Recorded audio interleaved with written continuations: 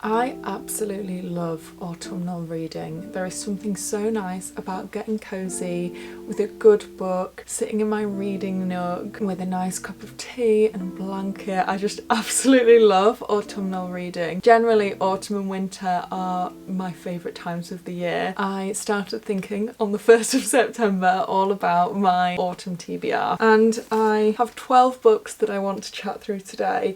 There's a bit of a mix of genres. I've got some fantasy, some romantasy, some thrillers, some different bits and bobs, and I'm really looking forward to reading all of these. Quite a lot of them come highly recommended, so I can't wait, and I wanted to chat through everything that is on my Autumn TBR today. I feel like this list will probably be ever growing as the months go on this year, but for now this is where I'm starting. Now I've kind of split this video into a few different sections, and I want to start with very much cozy, atmospheric autumn reads. And the first one on that list is Nightshade by Autumn Woods, which is definitely one of the highly recommended books for me. So this book is very much giving me dark academia vibes, and I believe there's a little bit of romance in there as well, quite a bit of romance. We follow Ophelia Winters, and she gets a scholarship at a university in the Scottish Highlands. She's kind of got a bit of a secret investigation going on. She is looking to investigate what happened to her parents. She believes that the death of her parents are linked to the Green family, who are very much involved in the school. And when she gets there, she meets Alex Green, who is the son of her prime suspect. And I believe we follow her investigation, and we also very much follow her dynamic with Alex. I really like the sound of this book. I like that it's got that mysterious element to it. I like that it's got dark academia. I feel like that is a genre I've not really delved into, so I'm quite interested to read a bit of that. It sounds like it's going to be quite a fast-paced plot, and apparently the dynamic between Alex and Ophelia is a really good one to follow. I've heard very good things about this. I think this is one that I will probably start with pretty early on in autumn. It just sounds like one that I'll really love. It's also the first book in a series, I believe. I don't think any of the other books have been released yet, but I like the idea of being caught up with a series and then getting excited for new books in that series to be released. So I'm really looking forward to reading this one. Next up is one that I picked up on a book trip with some friends to a bookshop recently, and I picked it up purely because of their recommendations and how much they said that this was such a good read.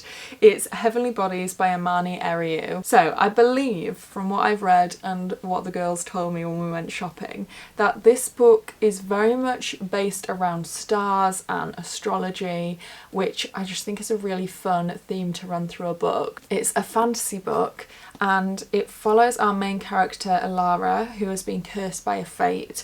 And it says here, a prophecy promises she will fall for a star, but it will kill them both. From what I have read, the themes of this book also seem to be love and loss and fate and identity. And I think they're just really, it just sounds like a really interesting book. It explores interesting themes. I like that it's also in the fantasy genre. I'm really starting to get into the fantasy genre. I've read the first couple of books in the Once Upon a Broken Heart series and absolutely loved that, and it's really made me want to read more from this genre, especially autumn. I feel like autumn and fantasy go hand in hand so I think it's a really good time of year to read these books. Next up, and I feel like this was really a starting point for my Autumn TBR because it just, even the cover looks so cozy. I've been saving it. I was very kindly sent this book actually, and I have been saving it to read in autumn. It is The Spell Shop by Sarah Beth Durst. I mean, look at the cover.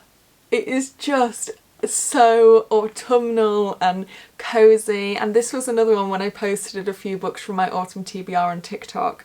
It was this one and Heavenly Bodies that people actually commented on the most and said that they've either just read that or been meaning to read that, and a lot of people said this one was a really cozy, lovely read. Now, from what I understand, this follows our main character who works in a library, and then one day the library goes up in flames, and it means that she has to flee to a remote island Island, which is a remote island where her childhood home is. And it's very much fantasy, so what she essentially realises when she gets there is that the Empire has been draining power from the island. So it essentially follows her as she starts to think about rebuilding the island and trying to make things right. As I say, I feel like the word cosy has been used everywhere I look when speaking about this book, and I like the idea of reading quite a comforting fantasy book at this time of year. And as I said, the cover is just absolutely beautiful, so I knew, and I've known for a while, that I wanted to add this to my autumn TBR. Next up, I wanted to chat through thrillers, mysteries and crime books. This is the biggest chunk of this video today because it's the biggest chunk of my TBR.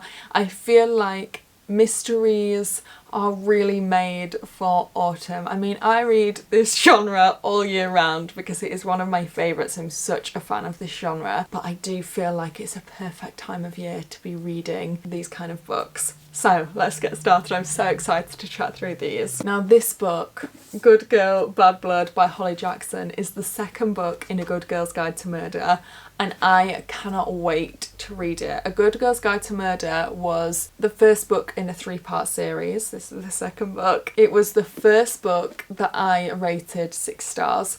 I absolutely loved it. In particular, the audiobook really was incredible. It's the best audiobook I have ever listened to. If you have not read the first book in this series and you're a real fan of listening to audiobooks or immersive reading, I could not recommend it more. It felt like, I mean, the production was just amazing. It felt like listening to a drama in my ears when I was listening to the audiobook. I absolutely loved that element of the reading experience. It was just so fantastic, and it really made it a really immersive experience. I cannot wait to both read and listen to the next book in this series, Good Girl, Bad Blood. So it follows our main character Pip, who investigated the first crime in the first book. The first crime that she investigated, her investigation has gone viral. She now has a podcast where she's talking about this investigation that she did, but she's very much decided that her investigating days are over. This was a one-time thing. However, somebody in the local area then goes missing, and it sparks her to get back into investigating and to figure out what is going on. I've heard that all the books in this series are great, so I can't wait. I feel like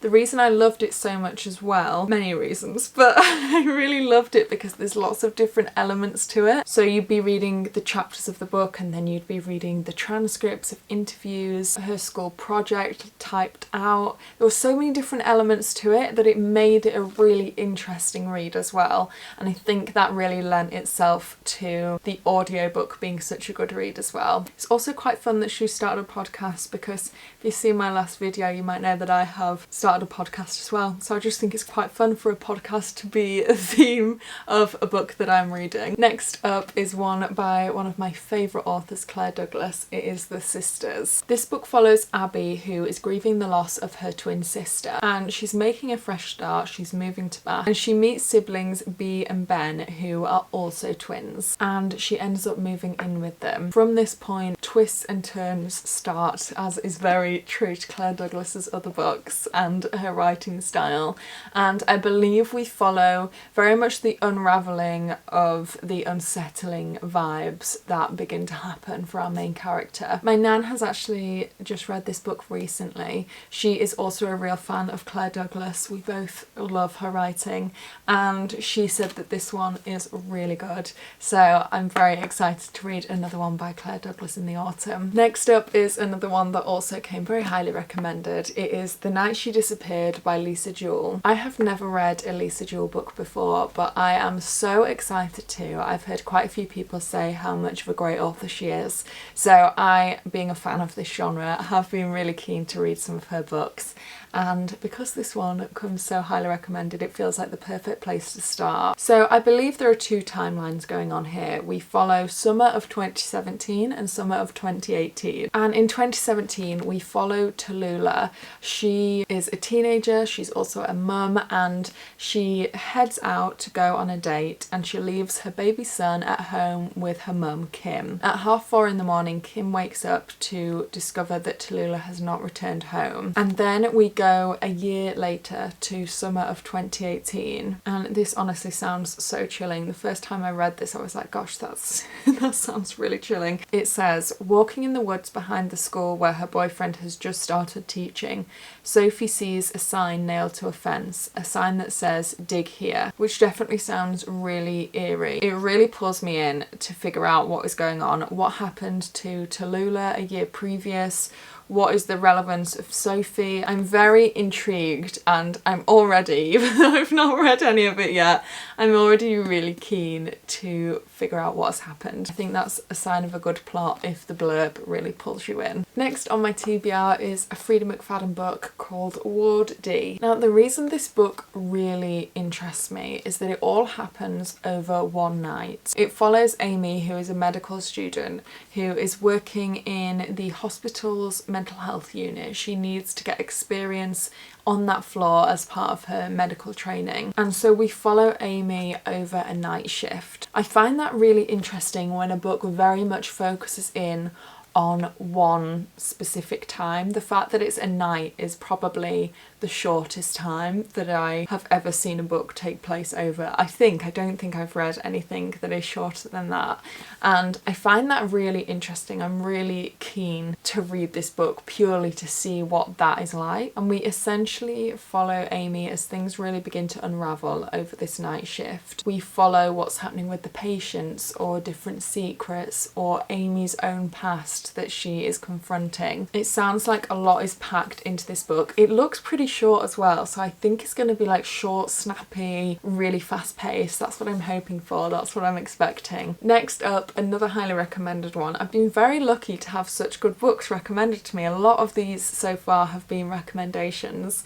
and this one is The Silent Patient, and it's by Alex Michaelides. Here we follow character Alicia, who seemingly had the perfect life until one day she shoots her husband, and then she never speaks a word again. And in this story we follow her psychotherapist, who's trying to unravel exactly what has happened, why Alicia is no longer speaking, just kind of trying to unpick what is exactly is going on. My dad actually recently read this book, and he said the twist in this book is absolutely fantastic and he really didn't see it coming. I have heard this from other people as well, that this twist is really good. So I honestly want to read this book pretty soon so that I definitely don't see any spoilers for the twist and I really get to experience it. I love a thriller with a good twist, and like I said, I love that this comes highly recommended. I am very much looking forward to this one. So next up we are going to delve into a few more fantasy books. Starting with one that I kind of mentioned earlier, it is A Curse for True Love by Stephanie Garber, which is the third and final book in the Once Upon a Broken Heart series. The second book in this series was absolutely unbelievable. It was so gripping and the plot was just so full. There was so much going on. Couldn't have loved it more. The first book was also fantastic, and I'm really keen to complete this series. I think I mentioned maybe in last week's video actually, I've definitely mentioned it before, but these books have been the first fantasy books and very much the first fantasy series that I've really read. It's made me really want to read more from the genre, which I think is it's a really good sign of good books, I think, if it makes you want to read more from that genre. So I'd very much recommend these books if you're looking to read more fantasy, and I'm very excited to conclude the series with this one. Next up is another book that I have been wanting to read for a good while. I feel like I've felt that way about quite a few of the books on this list, where I've almost been saving them. Well, I have been saving them for this time of year. So I'm very excited that we're now heading into autumn and I can get to reading some of these books. This one is Powerless by Lauren Roberts. When I joined the Book Talk community and started posting it on Book Talk, this was one of the first book series that I really came across. Definitely one of the first fantasy book series, and I've been really keen to read it ever since. So this book is very much based around power and different powers that people have. And there are people with powers and people without powers. And our main character is one of the powerless, but she has very much been pretending to be one of the people in the kingdom with powers and basically hiding that and blending in among the elites who are the powerful. And because of that, she finds herself being thrown into these trials. I'm imagining kind of Hunger Games style, but these trials are very much based on the powers people have and kind of a place for people to showcase their powers. But obviously our main character does not have any powers, so she finds herself in a very difficult situation. I am very excited to read this and then be able to watch videos and see the discussions online all about it. I've seen so many people talk about this but have not really delved into the videos on YouTube or Book Talk more because I just haven't wanted to see any spoilers or anything like that. So I'm really looking forward to it. I feel like it'll be a really fun one to chat about with people. I'm really keen to read it and then read other people's thoughts and reviews on it. I know so many people love this series, so I'm very excited to read the first book from it. Next up is a very highly recommended book. Again, very lucky with these recommendations. It's Our Infinite Fates by Laura Stephen. So essentially, from what I understand and what I've been told about this book, in this book we follow our two main characters who meet in different lifetimes. So we find them in different time periods, in different circumstances, across many different lives. And in each of the lives, our character Evelyn never makes it to her 18th birthday. She's always killed by our other main character Arden. And essentially we're following Evelyn in her most recent life, and we're following Arden as well, but we're following Evelyn more specifically trying to break this cycle and understand this cycle and what is going on. So it is a fantasy, a romantasy, another one with an absolutely beautiful cover. Now for the last book, it has its own genre. I feel like it's the only one from the contemporary fiction genre that is on my list today, and that is Frankie by Graham Norton. This book follows Frankie, who is in her 80s now, and she is being cared for by her carer Damien. It's set in Ireland, and Damien and Frankie start having conversations, and through these conversations we take a look back at Frankie's life. We look at post-war Ireland, we look at the 60s in New York. It sounds like Frankie had a very interesting life, and I'm really keen to see the journey that she takes throughout her life and the different things that happen. It's quite interesting to read a book that spans a lifetime. And I've also read more of a thriller book from Graham Norton, and I really enjoyed his writing, so I'm quite keen to see how his writing style might be different or might translate into this book. So that is my autumn TBR, and I actually wanted to ask at the end of this video one genre really that I really enjoy that I feel like is missing from my TBR at the moment. Like I said, I know this TBR is going to grow, but it is romances, very specifically autumn romances. I kind of want to read some that feel like those 2000 rom-coms that I feel like I always watch in autumn, like You've Got Mail or Notting Hill or Four Weddings and a Funeral. That kind of feel is what I'm looking for in a romance, and I have yet to find those books that I want to read at this time of year. So if you have any recommendations, please let me know, because I really want to add some romance into my autumn TBR. Thank you very much for joining me today. It's been so lovely to chat with you all about my autumn TBR. It's made me very excited to read all of these books and share my thoughts with you, and I hope you have a lovely rest of your day. I will see you very soon with another video. Bye!